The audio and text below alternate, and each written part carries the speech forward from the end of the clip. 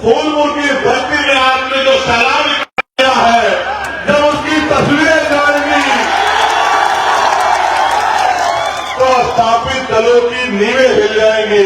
बहुत सारे लोगों की नींद हराम हो जाएगी। जो अपने आप को इस प्रदेश का नेता कहते हैं, उनकी रातों की नींदें उड़ जाएंगी। इसलिए जानबूझ के षड्यंत्र करके मुझे रोका गया और मेरे साथी निराश हो गए। मैंने उनसे कहा, निराश मत हो। उत्तर प्रदेश के मेरे बहादुर सिपाहियों, मेरे भाइयों, मेरे साथियों, निराश मत हो। कोई मतलब नहीं बनता निराश होने का। मैं आपको पूरी जिम्मेदारी से कह रहा हूं, मैं 25 तारीख को चुनाव खत्म हो जाएगा। मैं आपको वचन देके कह रहा हूं, मैं दिसंबर के महीने में फिर लौटूंगा आपके बीच। और मैं और वादा आपसे कर रहा हूं, अपने नेताओं से भी कर रहा हूं, वो बहुत मेहनत करते हैं कि यहां 2024 का उत्तर पूरे देश का लोकसभा का चुनाव खत्म होगा। मैंने अभी जो हमारी पार्टी के राष्ट्रीय सचिव है उनको बताया, चौधरी साहब को, कि पूरे 3 साल कोई गांव, कोई कस्बा, कोई शहर, कोई तहसील, कोई जिला नहीं बचेगा। चप्पलों से इस पूरे प्रदेश को हम लोग घूम घूम के लोगों को जागरूक करने का काम करेंगे। हमारी लड़ाई एक दिन की नहीं है मेरे साथियों। एक दिन में कोई परिवर्तन होगा भी नहीं। मैं आपको याद दिलाना चाहता हूं, गौर करो। आपने पूरे दिन मेरा इंतजार किया, भूखे प्यासे यहां बैठे हो। मैं धन्यवाद करूंगा हमारी माओ बहनों का जो वहां बैठी है। और आपको तो नौजवानों में तो जोश है, लेकिन मैं उनके हौसले की दाद देता हूं। यही लगभग समय था सोचकर में कि 9 साढ़े 9 बजे वो मेरे इंतजार में थे। और मैं मध्य प्रदेश और उत्तर प्रदेश में आपके आगे सोरेनगढ़ से यात्रा लेकर गया था, संविधान बचाओ यात्रा। फिर मैं पूरे मध्य प्रदेश राजस्थान में गया। मैंने देखा कि रात को 1-1 बजे लोग इंतजार कर रहे थे। 1-1 बजे लोग इस उम्मीद से खड़े थे कि चंद्रशेखर आजाद आएंगे और हमें रास्ता दिखाएंगे।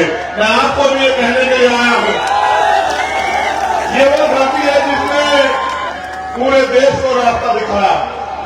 आजमगढ़, फूलपुर, लालगंज, ये वो धरती है जिसने पूरे देश को बहुजन समाज के आंदोलन को रास्ता दिखाया। मगर मुझे आपसे कहना, आप मेरे नौजवान भाइयों की संख्या ज्यादा है। जब राजतंत्र था देश में, तब राजा महाराजा उनके जो मंत्री थे वो बैठ के निर्णय लेते थे कि जनता पे किस तरह से राज करना। हमारे महापुरुषों के संघर्ष के कारण इस देश में लोकतंत्र आया। और लोकतंत्र का मतलब ये है कि जनता द्वारा जनता का शासन, सरकार को चुनने का। पहले रानी के पेट से राजा पैदा होता था, लेकिन अब राजा पैदा करने की ताकत आपके वोट में है। इस वजह से अगर राजतंत्र में हमें दूसरे संचालित करते थे, मैं समझ सकता था, लेकिन लोकतंत्र में भी हमारे ऊपर दूसरे लोग राज करें, तो ये बड़े सोचने का विषय है कि कहीं ना कहीं हम कमजोर हो रहे हैं या फिर हम अपनी जिम्मेदारियों को नहीं समझ रहे। ये उत्तर प्रदेश है और उत्तर प्रदेश में क्या हो रहा है ये आपको जानना पड़ेगा। उत्तर प्रदेश के मुख्यमंत्री अभी और जो बात मैं कह रहा हूं टंके की चोट पे कह रहा हूं, वो दलित सम्मेलन कर रहे हैं।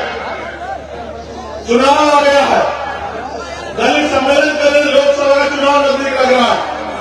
और जब वो दलित सम्मेलन कर रहे हैं, मैंने परसों पूछा, मेरठ में एक दलित समाज के व्यक्ति को मारकर एक अपराधी ने लटका दिया और पुलिस को फोन करके कहा कि मार के लटका दिया, लाश ले जाओ। मैंने मुख्यमंत्री से आग्रह किया कि मुख्यमंत्री जी, आप ये बताओ अपने सम्मेलन में कि हमारी ऐसी सरकार है उत्तर प्रदेश में जहां दलितों को मार के लटकाया जाता है, इसलिए हम दलित सम्मेलन कर रहे हैं। और दलितों को यह बात बताओ कि किस तरह उस दलित परिवार के बच्चे मुख्यमंत्री जी की इंतजार देख रहे हैं। जब अभी एक घटना घटी थी यही आपके पड़ोसी जिले में, तो मुख्यमंत्री ने परिवार के दुख का संज्ञान लिया और मैंने भी राष्ट्रीय सचिव जी को भेजा था उस परिवार से मिलने के लिए। मैं ये सोच रहा था कि मुख्यमंत्री दलितों की भी खबर लेंगे, मुख्यमंत्री दलितों के भी घर जाएंगे, मुख्यमंत्री दलितों का भी दर्द सुनेंगे। लेकिन मैं निराश हुआ कि मुख्यमंत्री जी के मुंह से एक शब्द भी नहीं निकला और दलितों को मार के लटका दिया गया। उसके बाद आज मैंने इस बात को पढ़ा, हमारे साथियों ने भेजा कि कानपुर में उन्होंने दलित सम्मेलन किया और भगवान बुद्ध की तस्वीर उनके साथी उनको दे रहे हैं। और मैंने अखबार में ये भी पढ़ा कि इस बार मंच पे कोई नहीं बोला, सिर्फ दलित समाज के लोग बोले। मुख्यमंत्री जी को रिसीव करने आए वो भी दलित समाज के लोग थे जो उनकी पार्टी में नेता है। यही अगर वो भगवान बुद्ध को मानने वाले लोग अपने गांव में कार्यक्रम करते हैं तो पुलिस के लोग आके इनको सरकार के नेताओं के सारे पर पीटने का काम करते हैं।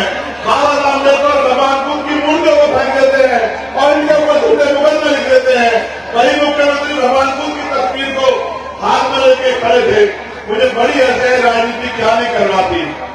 एक तरफ पूरी सरकार आरएसएस और भाजपा के लोग भगवान बुद्ध के अनुयायियों को, बाबा साहब के अनुयायियों को उनकी खान खींचने में तुले हैं और दूसरी तरफ मुख्यमंत्री भगवान बुद्ध की तस्वीर ले रहे हैं। राजनीति क्या क्या रंग दिखाती है। इसलिए मैं आपको सावधान करने के लिए आया हूं कि एक पार्टी जिसका हमने वोट देके सीधा हमारे नेता भी चुने, आज उस पार्टी ने भारतीय जनता पार्टी को वो खबर दे दिया है कि जाओ दलितों को जाकर गुमराह करो, जाओ पिछड़ों को जाकर गुमराह करो, जाओ उनको जाके उनकी वोट को लूटने का प्रयास करो। अब हम तुम्हें वह खबर दे रहे हैं कि दलितों का किस तरह जाकर बेवकूफ बनाओ। उन्होंने एक शब्द नहीं कहा, इसलिए मैं आपको सचेत कर रहा हूं। कोई आकर किसी उत्तर प्रदेश में नहीं बचा। अगर उत्तर प्रदेश में दलित पिछड़े और मुसलमानों जैन सिख वोटों का कोई हितैषी है तो वो भीमावी है और आजाद समाज पार्टी ये बताने के लिए मैं आपको आश्वस्त करना चाहता हूं। मेरे साथियों को भी मैं कहना चाहता हूं, हमारे महिला नेता है कि मैंने पीछे मुड़ के देखा बैठी, मैं पुलिस के साथियों का धन्यवाद दूंगा कि वो इतने लंबे समय तक टिके हुए। मुझे निराश हुआ। मैंने जिलाधिकारी से कहा था कि मुझे हेलीकॉप्टर की परमिशन दे दो, मेरी मजबूरी है, इमरजेंसी का प्रोग्राम है, मेरे लोग मेरा इंतजार करेंगे। लेकिन मैं समझता हूं कि अभी हम लोग कमजोर, और मैं ये भी समझता हूं कि अगर लोकतंत्र में शोषण उसी के ऊपर होगा जिसके पास राजनीतिक ताकत नहीं होगी। शोषण हमेशा कमजोर में होता है, कभी ताकत पर नहीं होता। आज चाहे हमारे कर्मचारी हो, अधिकारी हो, तमाम लोग परेशान है। शोषण कमजोर में होता है, शोषण कमजोर हम अपनी वजह से है। ये लोकतंत्र है, यहाँ जिसका वोट होगा उसका राज होगा। वोट हमारे पास है लेकिन वोट संगठित नहीं है। इसलिए मैं आपसे कहना चाहता हूं, बहुजन से बहुमत बनाना है और जन से जनमत बनाना है और हर सताए हुए व्यक्ति को जोड़ के उसका हाथ पकड़ के उसको ये विश्वास दिलाना है कि वो दिन दूर नहीं जब उत्तर प्रदेश में दोबारा से खुशहाली आएगी, जब उत्तर प्रदेश के लोग दोबारा से चैन की सांस लेंगे, उत्तर प्रदेश के युवाओं को रोजगार मिलेगा, तमाम तरह से जो शोषण होगा वो बंद होगा, तमाम तरह जो गैर बराबरी हो रही है बंद होगा, और जाति धर्म के नाम पे जो हिंसा की जा रही है कमजोर लोग साथ वो बंद होगी। सम्मानित साथियों, मेरी बात पे जोर कर, अभी अभी बिहार में जातिगत जनगणना हुई। जब बिहार में जातिगत जनगणना हुई तो जातिगत जनगणना के बाद आंकड़े जारी, आपने देखे जनगणना के आंकड़े कहते हैं कि बिहार में 90% आबादी SC, ST और OBC माइनॉरिटी की रहेगी। देखे नहीं देखे बताओ मेरे लोग। मैंने एक सवाल पूछा कि जब 90% आबादी दलित, पिछड़े, आदिवासी और मुसलमानों की है, जैन सिख बौद्धों की है, तो जब इस देश में गौर करना किस तरह तुम्हें तुम्हारा अपना नेता बता के उन्होंने लूटने का काम किया।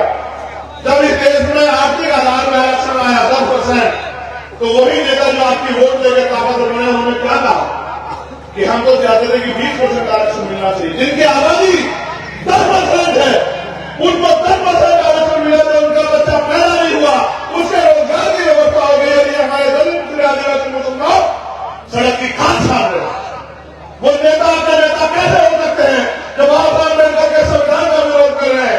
आरक्षण, शैक्षणिक पिछड़ापन और जो प्रतिनिधित्व है, जो बराबरी का अधिकार जो है उसके आधार पर है, जो सामाजिक पिछड़ापन और शैक्षणिक पिछड़ापन जो इसका आधार है, और जो प्रतिकूल प्रतित्व नहीं है, लेकिन यहाँ आर्थिक आधार पर आरक्षण दिया गया और हमारे नेता तमाशा देखते रहे।